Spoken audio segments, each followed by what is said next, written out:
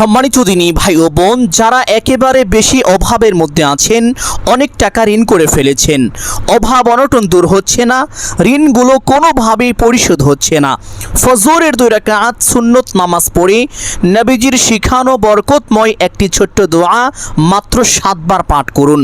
জীবনের সকল অভাব অনটন দূর হয়ে যাবে।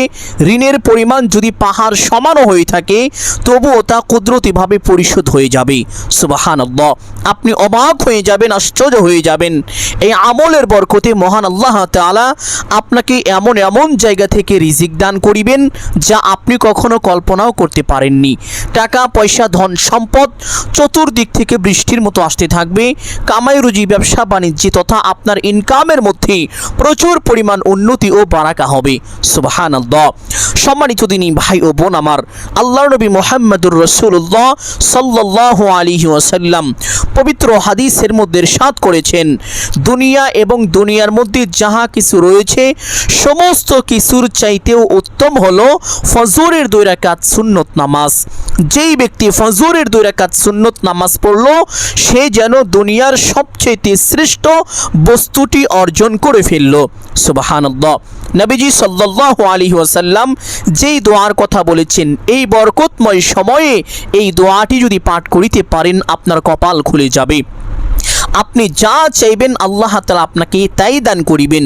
যে দোয়াই করবেন, আপনার সকল দোয়া আল্লাহ তাআলা সাথে সাথে কবুল করে নেবেন। সুবহানাল্লাহ।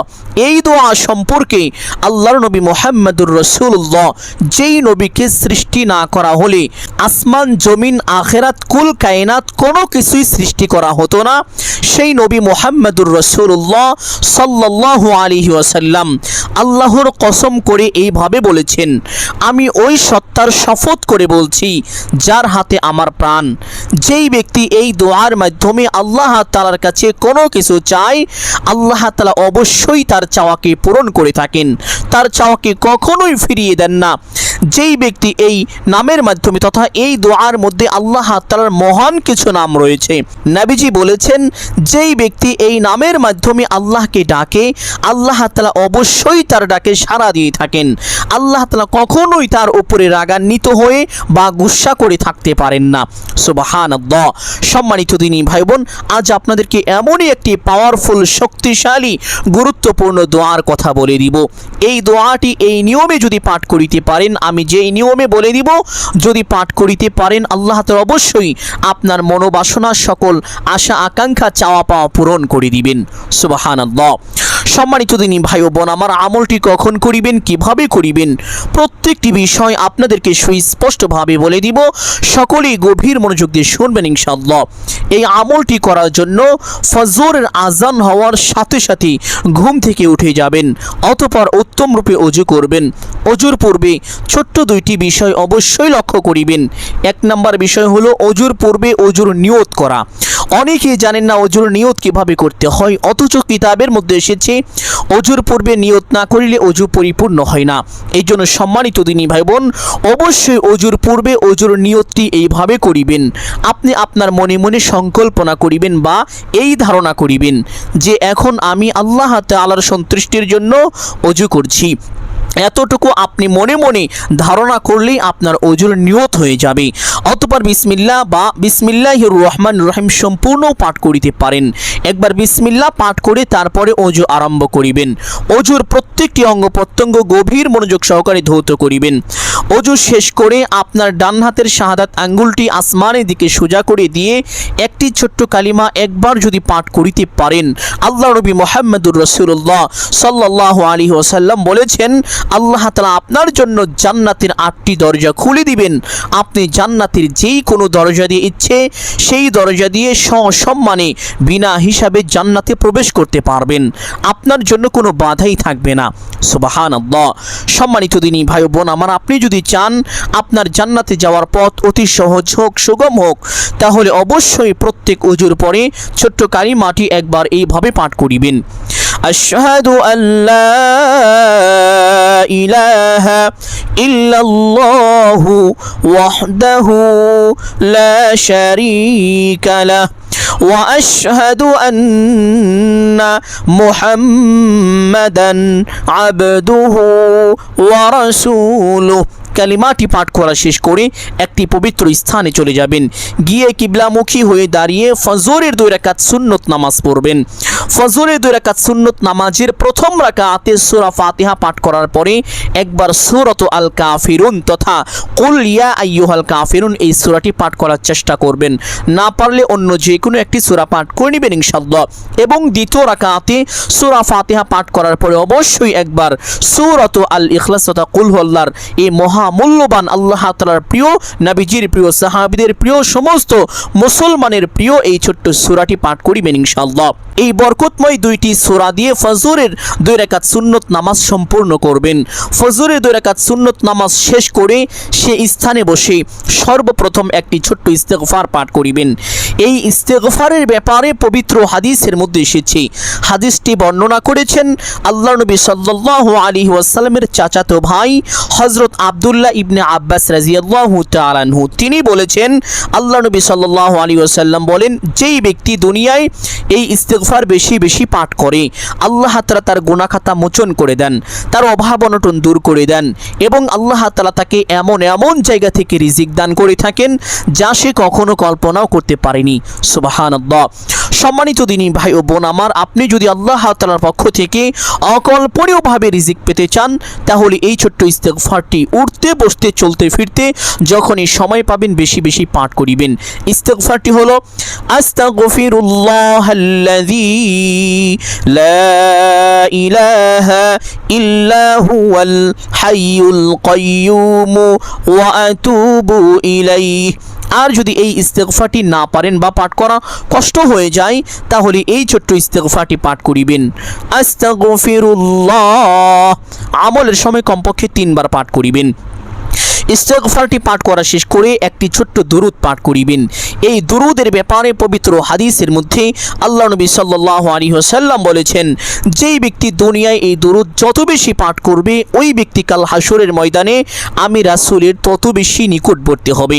নবীজি সাল্লাল্লাহু আলাইহি ওয়াসাল্লাম আরেকটি হাদিসের মধ্যে বলেন, যেই ব্যক্তি দুনিয়ায় বেশি বেশি আমি রাসূলের উপরে দুরূদ পাঠ করবে ওই ব্যক্তির জন্য কাল হাসরের ময়দানে সুপারিশ করাটা আমি রাসূলের উপরে ওয়াজিব হয়ে যাবে। আমি অবশ্যই তার জন্য আল্লাহ তাআলার দরবারে সুপারিশ পেশ করব। সুবহানাল্লাহ। শুধু তাই নয়, যেই ব্যক্তি এই দুরূদ দুনিয়ায় বেশি বেশি পাঠ করবে কাল হাসরের ময়দানে তার চেহারা দিয়ে নূর চমকাতে থাকবে, যা দেখে আল্লাহ নবী সাল্লাল্লাহু আলাইহি ওয়াসাল্লাম তাকে খুব সহজেই চিনতে পারবেন এবং সাথে সাথে যে ফলাফল পাবেন তা হলো নবীজি বলেছেন, যেই ব্যক্তি আমি রাসূলের উপরে একবার দুরূদ পাঠ করে আল্লাহ তাআলা ওই ব্যক্তির উপরে সাথে সাথে কমপক্ষে 10টি রহমত নাজিল করেন, তার আমলনামায় কমপক্ষে 10টি নেকি দান করেন, তার জীবন থেকে কমপক্ষে 10টি গুনাহ খাতা ক্ষমা করে দেন এবং আল্লাহ তাআলা তার মর্যাদাকে 10 গুণ বৃদ্ধি করে দেন। সুবহানাল্লাহ। দুনিয়ার সমস্ত মানুষ, সমস্ত জিন এবং যত আল্লাহ তাআলার সৃষ্টি আছে, সমস্ত জীব জানোয়ার সমস্ত কিছু আপনাকে সম্মান করবে, ভালোবাসবে যদি আপনি এই দুরূদ বেশি বেশি পাঠ করিতে পারেন। দুরূদটি আমলের সময় কমপক্ষে 3 বার সহিশুদ্ধ করে মহব্বতের সাথে এইভাবে পাঠ করিবেন, আল্লাহুম্মা সাল্লি ওয়া সাল্লিম ওয়া বারিক আলাইহি, আল্লাহুম্মা সাল্লি ওয়া সাল্লিম ওয়া বারিক আলাইহি। মহব্বতের সাথে বেশি বেশি পাঠ করিবেন। আমলের সময় কমপক্ষে 3 বার পাঠ করিবেন। দুরূদটি পাঠ করা শেষ করে সেই ছোট্ট দোয়াটি পাঠ করিবেন, যেই দোয়ার ব্যাপারে আল্লাহর নবী মুহাম্মদুর রাসূলুল্লাহ সাল্লাল্লাহু আলাইহি ওয়াসাল্লাম আল্লাহর কসম করে ওয়াদা করে শপথ করে এইভাবে বলেছেন যে আমি ওই সত্তার শপথ করে বলছি যার হাতে আমার প্রাণ, যেই ব্যক্তি এই দোয়ার মাধ্যমে আল্লাহ তাআলার কাছে কোনো কিছু চায় আল্লাহ তাআলা অবশ্যই তার চাওয়াকে পূরণ করে থাকেন। যেই ব্যক্তি এই নামের মাধ্যমে আল্লাহকে ডাকেন আল্লাহ তাআলা অবশ্যই তার ডাকে সাড়া দিয়ে থাকেন। আর সেই মহান ইসমে আজমের দোয়াটি হলো এই দোয়াটি। এখন আমি বলে দিব, একটু কষ্ট হলেও চেষ্টা করিবেন মুখস্থ করে নেওয়ার জন্য। যদি মুখস্থ করিতে না পারেন কোনো সমস্যা নেই, বাংলায় লিখে রাখুন, দেখে দেখেও আমলের সময় দোয়াটি পাঠ করিতে পারবেন।